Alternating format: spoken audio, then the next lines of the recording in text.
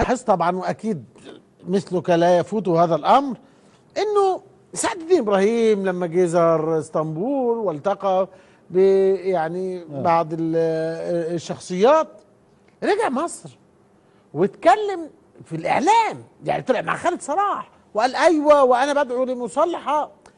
الشاهد هنا انه لاول مره او تاني مره انه بقى في نوافذ اعلاميه مؤيده للنظام فاتحه سكه للكلام عن هذا الموضوع، كان حقيقي او غير حقيقي. الحاجه الثانيه، وفي نفس التوقيت بدات مساحه الكلام على السيسي او ضده تزيد شويه بشويه. في تفسير سياسي لهذا الكلام من وجهه نظر حضرتك؟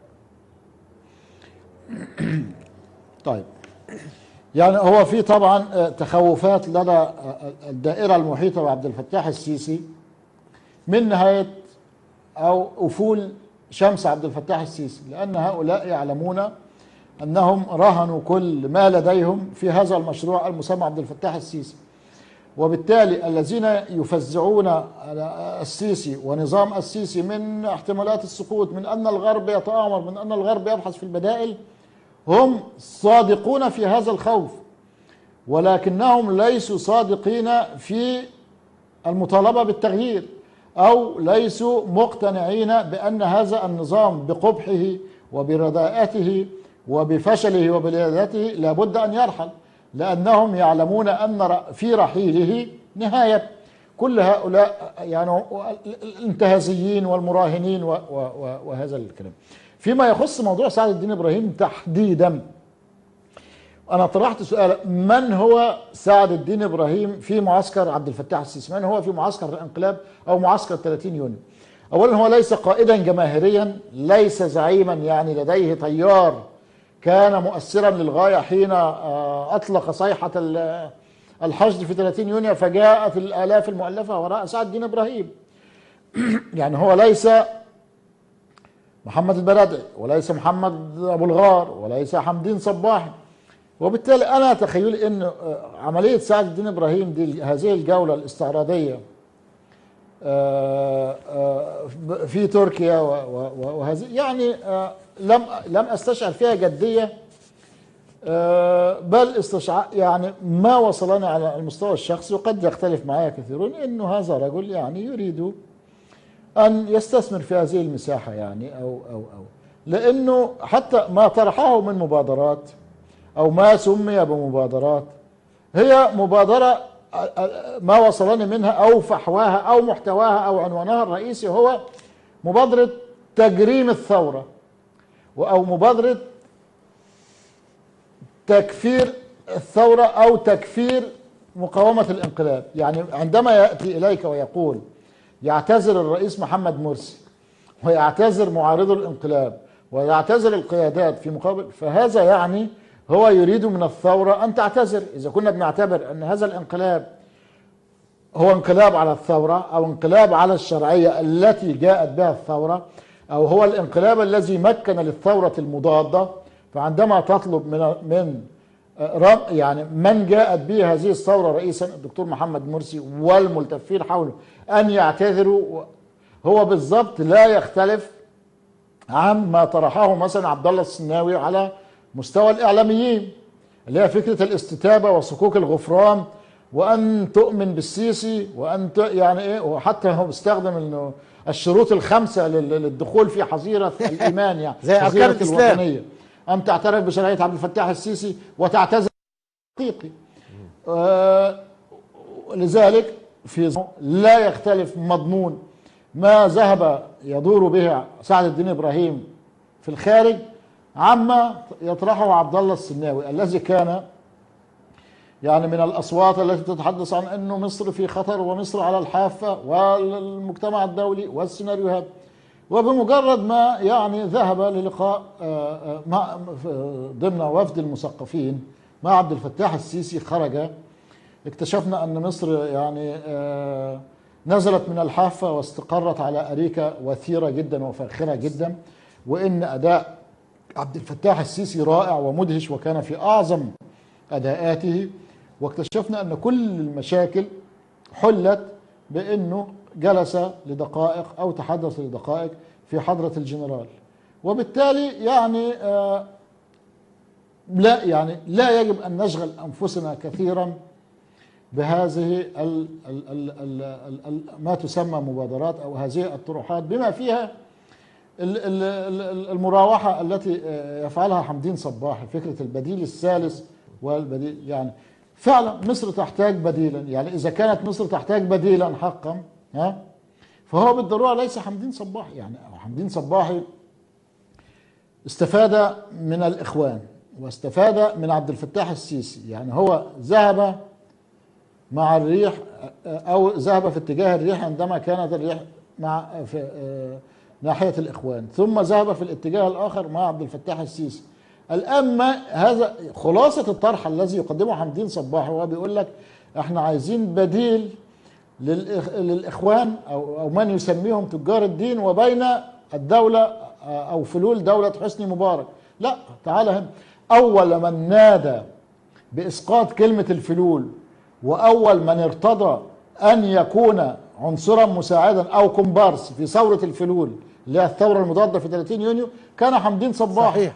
وبالتالي لن تقنع أحدا، لن تقنع حتى مؤيديك بأنك ضد فلول حسني مبارك، ولن يعني وكيف يصدق الناس وأنت أول من هرول إلى الإخوان المسلمين بعد ثورة 25 يناير لكي تذهب إلى البرلمان معهم أو تستقل حافلتهم إلى البرلمان.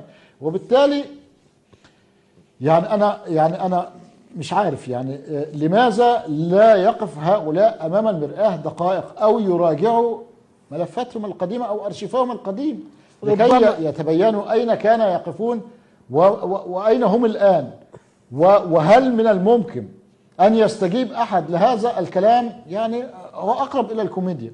شوف، النظام في وضع إقليمي ودولي غاية في الهشاشة وغاية في الاهتزاز، ولكن مشكلة يعني تغيير هذا النظام أو إزاحة هذا النظام لن تتم إلا بتحرك في الداخل، بمشروع في الداخل، مشروع ثوري حقيقي في الداخل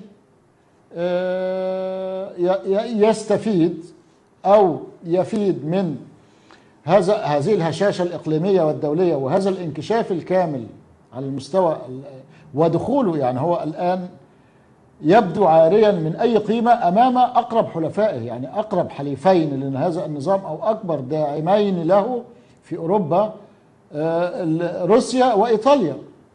الآن يعني في واقعة جوليو ريجيني الموقف الإيطالي يعني ذاهب إلى أبعد مدى في التصعيد، والرأي العام الإيطالي والمعارضة الإيطالية والمجتمع المدني الإيطالي هو صاحب الفضل في هذا الموقف الذي يبدو محترما.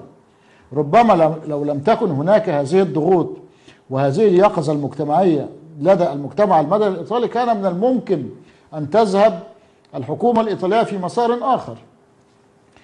الموقف الروسي يعني بعد فضيحة الطائرة المختطفة إلى لارناكا خلاص، يعني فكرة استعادة الرحلات الجوية يعني تم إقفال هذا الملف إلى أجل غير مسمى. وبالتالي الاستفادة من هذه الضآلة وهذا التضاؤل وهذا الانكشاف لم يقابل في الداخل على صعيد العمل في الداخل أو في معسكر معارضة الانقلاب بالشكل المطلوب. يعني لم يطرح أحد أو لم يذهب أحد إلى فكرة أنه يا جماعة البلد في خطر حقيقي، وأن المسألة الآن لم تعد فضيحة لنظام يكذب ويكذب حتى يعني صار العالم كله يعرف كذبه ويتعامل معه على هذا الأساس، لدرجة أنه أنا في تخيلي أنهم يصنفون مصر الآن، مصر السيسية، مصر النظام، دولة كذابة بل ومصابة بخلل عقلي. لأنه يعني هذا الذي يجري في مصر في واقعة جوليو ريجيني واختراع السيناريوهات الرديئة للغاية التي لا تقنع حتى الداخل، بدليل أنهم يتراجعون عن السيناريو بعد يوم واحد فقط من إطلاقه. مثلا نتعلم من والدة جوليو ريجيني وهي المكلومة في ابنها وهي التي تحدثت عن الجثة المشوهة التي لم يبقى منها من معالم سوى أنفه، نتعلم منها كيف نحترم إنساننا المصري كما تحترمه هي. يعني هي تحدثت باحترام للإنسان المصري لم تذهب إليه المعارضة المصرية. مثلا هل اهتم أحد بأن يعرف من هم الخمسة الضحايا الذين صفتهم وزارة الداخلية لكي تصنع سيناريو عصابة خطف الأجانب؟ لم يهتم أحد، فقط نعرف أن 5 قتلوا ويشكلون تشكيلا عصابيا، في حين أنه يعني في حالات مماثلة كان حتى النخب الصحفية والإعلامية فكرة أنها بتستفز الرواية، بتستفزك لكي تحاول أن تجمع خيوطها وأن تحاول أن تمسك بخيط، حتى يا أخي من باب يعني إشباع الفضول الصحفي.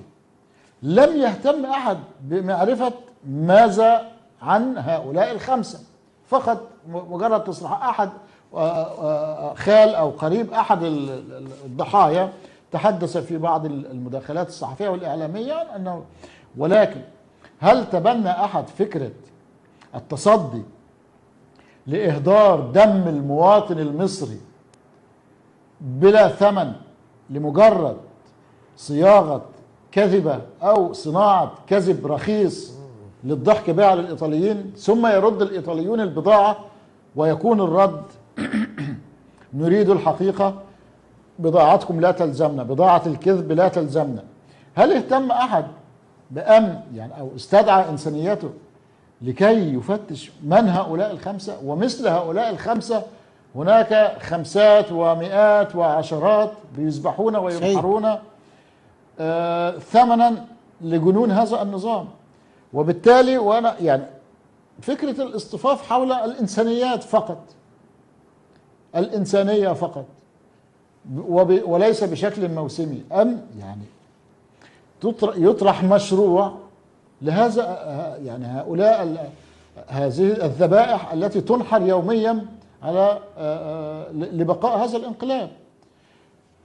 في موضوع فرص النظام الدولية والإقليمية، يعني أنا لما أجي أحط مثلا ردود أفعال المجتمع المدني الإيطالي والصحافة الإيطالية وحتى الدوائر السياسية والقضائية في إيطاليا، هذا الرفض المطلق للرواية الرسمية المصرية والبرلمان الإيطالي والبرلمان الأوروبي نفسه خد موقف متقدم جدا. مثلا البرلمان الأوروبي افتتاحية الواشنطن بوست المقربة مرتين من الواشنطن بوست عندما أرى يعني تمام، والاندبندنت والجارديان يعني مرتين تمام. لما يعني كل هذا نحن أمام نظام مارق أو نظام بيتعامل معه المجتمع الدولي على أنه خارج العقل وخارج الأخلاقيات وخارج يعني كل قيمة ممكن أن يعني توصف بها دولة محترمة.